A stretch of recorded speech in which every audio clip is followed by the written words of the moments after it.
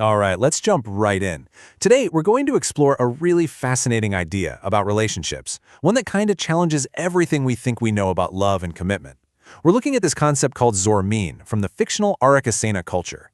It's all about a special kind of affection that exists entirely in the present moment. And this line, wow, it just perfectly sums it all up, doesn't it? It speaks to a connection that's warm and alive, like a fire, but there's no expectation that it has to last forever. It's an intimacy that's powerful because its whole meaning is found right here, in the now. And that really brings us to the big question behind this whole explainer. I mean, just imagine it for a second. A relationship built on deep trust and closeness, but totally free from the pressure of making promises about the future. What would that even look like? How would that work? Well, let's find out. So the Arreqqana call this kind of bond Zoramiin, which you could loosely translate to something like a sacred love buddy. The whole idea is that it's a temporary sanctuary, a safe space for two people to share affection without all the baggage and complexity of a lifelong partnership. Okay, let's really break this definition down. This is not some casual thing, you know? The word sacred is right there. It demands trust and devotion, but, and this is the absolute key, that devotion is only to the present moment. It's explicitly designed to be free from the bindings of future expectation. So, it's meant to be deep, just not necessarily permanent. And get this, the name itself tells you so much. Zora means something like gentle warmth or affection, and Min is a chosen one, a special companion. So a Zoramiin is literally a chosen companion of gentle warmth. The name itself implies that this is intentional and full of care, not just random. All right, so you might be wondering, how does this actually work in the real world? What are the rules? Well, the whole thing is guided by 5 core principles that make sure the bond stays what the Arreqqana call a bond of sacred lightness. And this is where it gets really fascinating. Look at this incredible balance. On one hand, you have deep intimacy and this idea of sacred play, creating your own little world together. But on the other hand, you have total freedom, no possessiveness, and a really strict rule of non-entanglement. Emotions come and go, and crucially, all the practical stuff like money and property, kept completely separate.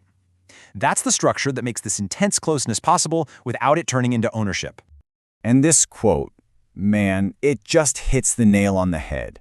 It's a quiet question between two people in this bond, and it gets right to the heart of it all.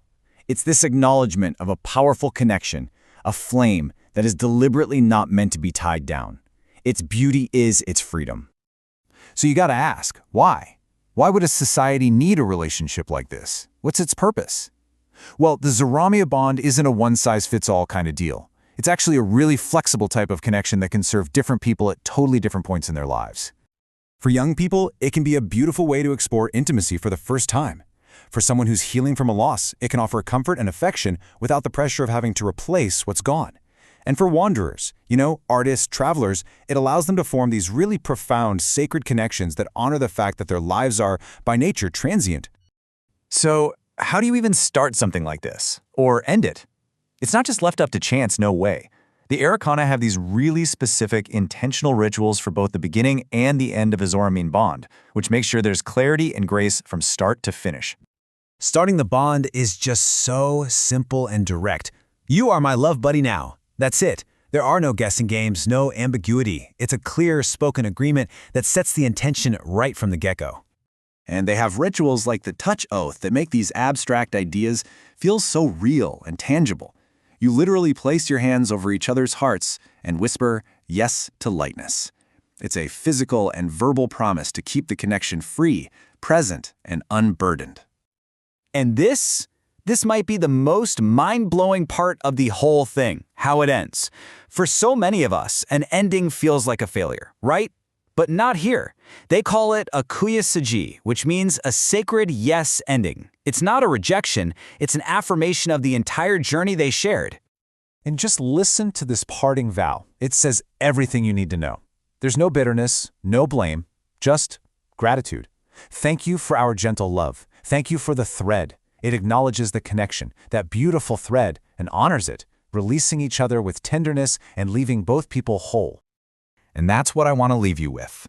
I mean, sure, this is a concept from a fictional world, but it really poses a very real question for us, doesn't it? In a culture that can be so obsessed with forever, what could we learn from a love that finds its deepest meaning not in a promise for the future, but in the sacred beauty of right now? It's definitely something to think about.